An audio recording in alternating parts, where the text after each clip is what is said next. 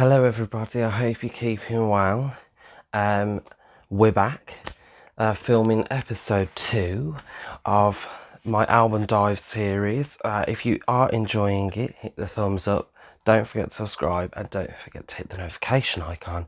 If you're new here, my name is Brock. Every Sunday we're doing a series called Album Dives where I dive into some of my favourite artists and albums that I have and own. This series, our first one, was dealing with the Sugababes. Today we're talking about their second album, which is called Angels with Dirty Faces. So this album, it was done in 2002 and it was done with Island Records. They've been dropped by London Records by this point because the first album didn't do as well, didn't do as massive as they were hoping and anticipating, etc.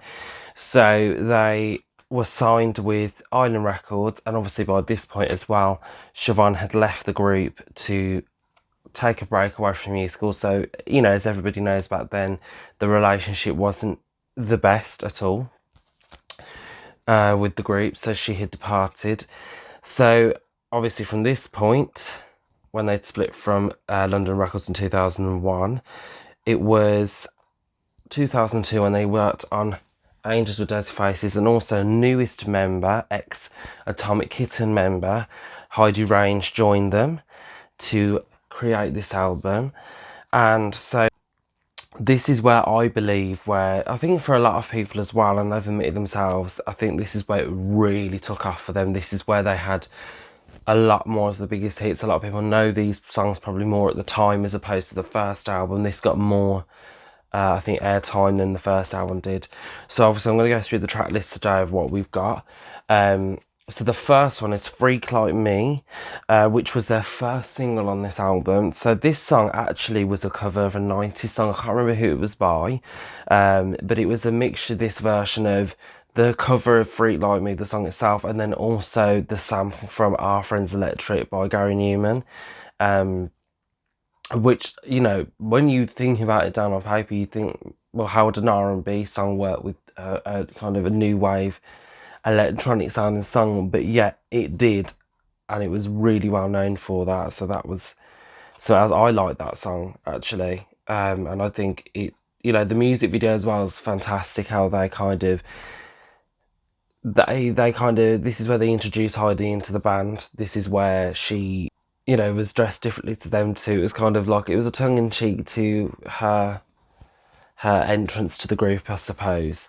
And, you know, to be fair, her voice was great on it, and she did, you know, she did make a big impact in the group, I think. She definitely made a massive impact. And she had a big part to play in the group, really. You know, if it wasn't for her joining the group, I don't know whether the Sugababes would have carried on or not. So, you know, she kind of really made a stamp on the group. Obviously, I prefer Siobhan's voice over hers, but, you know, doesn't mean I don't respect her as an artist to the group as well, because I think she did make a big impact. And I think as well with this album, you can kind of see the difference with the writing on the album. The next song, Blue, now that's kind of a very I'd say it's a very like R&B kind of touches on garage sound, and it's a great song on the album. Again, not one of my particular favourites off the album, but definitely has something that kind of makes it different, and that's what I like about this album. And I think with the first album as well, I think it's the same, where all the songs kind of have different directions, so it's kind of very much filled with different sounds. The next song is Round Round, which was their second single, which is probably quite a big song for them as well, that they're known for. And, you know, when you hear it on radio and stuff, I think this is one that's played quite a lot. This is one song that I do love, and what I love as well with the verses especially is the fact that all of them have different tempos to their parts in the song, and they sing completely different. I mean, like if you listen to Mutya, she kind of is a bit, it's quick, but it's got a bit slow, whereas Keisha's is very quick again. She's always got the quick parts, and obviously Heidi has that kind of really slow ballad part in the song. So, you know, it really does show individually them three as well at that point, what they're about and what they bring to the group, I think, which is nice. The only one thing I'll say about this song, I think, one, it's quite an overplayed song, so I don't really listen to it as much as maybe as I used to, because, you know, I've heard it more than enough. But also as well, the one thing that kind of disheartens me is with the chorus, there is no harmony in it, and I think it's a shame. I think some of them type of songs that even when they sing it live, they don't sing harmony on it, and I think it's very difficult to sing harmony on the chorus. I don't think it works.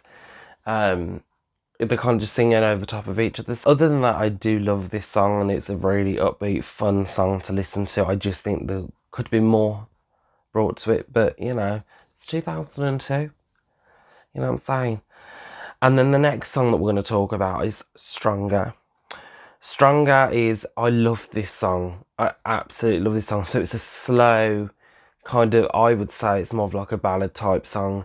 And again, in the verses, each of them sing differently, which is nice. It isn't like they're kind of copying each verse to be the same. They're literally singing in different tempo, different speeds.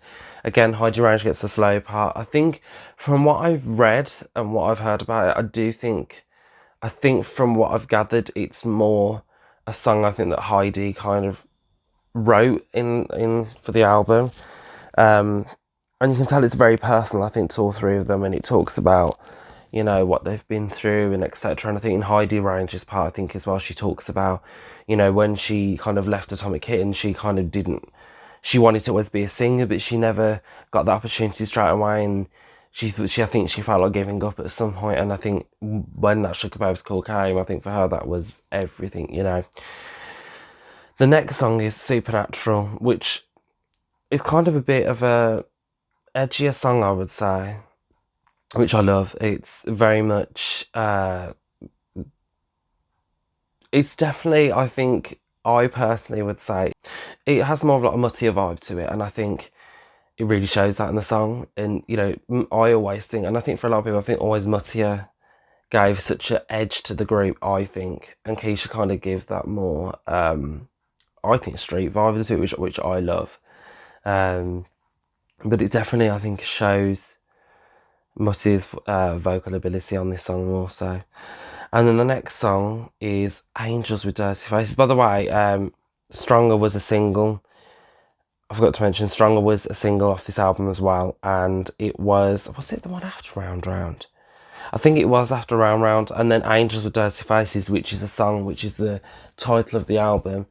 That was a single as well. Love the music video. I love the song, first of all. I absolutely love the song. It's a really upbeat tempo song. Love the music video. You know, I grew up with stuff like the Powerpuff Girls and everything like that on Cartoon Network, and the music video is then with the Powerpuff Girls. Just, I absolutely love it. And really nostalgic whenever I see a video now, and it just works really, really well. And like I said, the song is a great song, and it definitely, this song for me, I'd say definitely shows how different and a different direction they've gone in with this album as opposed to the first album. So I think that's definitely another thing that I picked up that it shows. And then the next song that we're going to talk about is Virgin Sexy. Again, this is a song that I don't really pick to listen to, so I don't really want to talk about it too much, because I don't think it's fair game to form a comment on this or opinion on this song, as opposed to, because I don't really listen to it. I have listened to it a little bit. I do quite like it sometimes. I probably should listen to it more.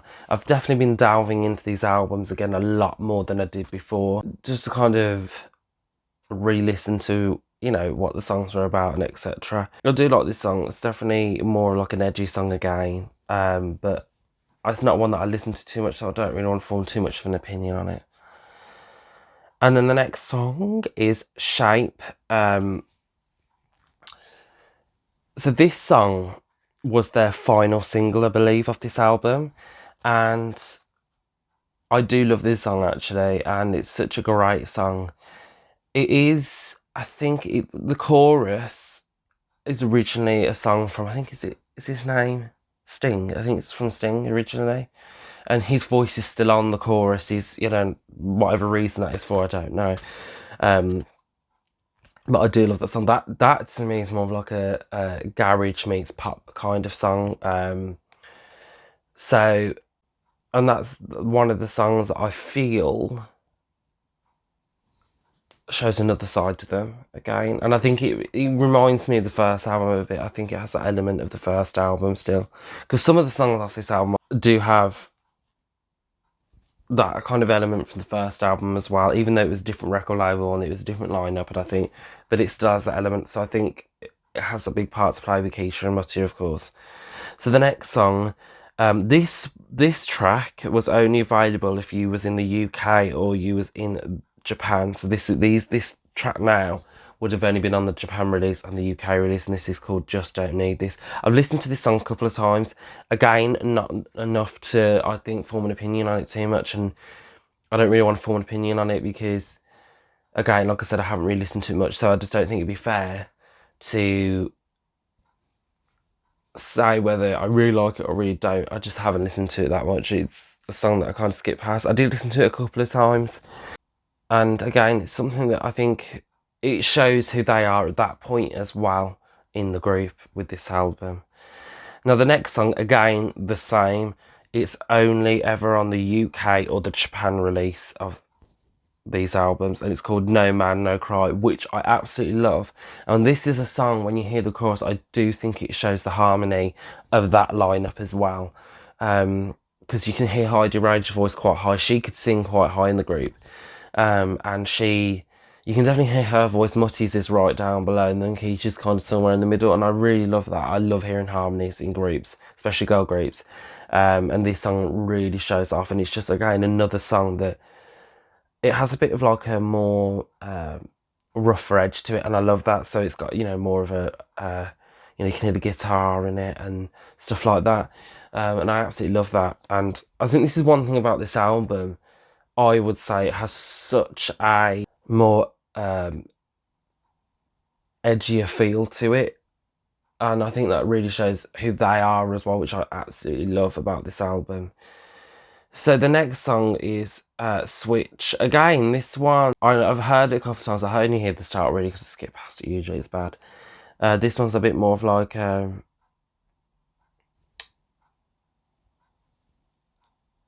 this is more of like a R&B track, I would say, on the album, and it is a good song. It is a good song. I have enjoyed it every time I've listened to it. Again, it's one of them I just don't feel I could form a massive opinion on it because I haven't listened to it enough to be fair to say, you know, whether I really like it or don't. It's one of them songs that it's a hit and miss for me. I can either listen to it or I don't. It's you know, I'm not a fan obviously of every song off an album, but I do appreciate the songs because it just shows where their writing abilities are and what they want to talk about, etc.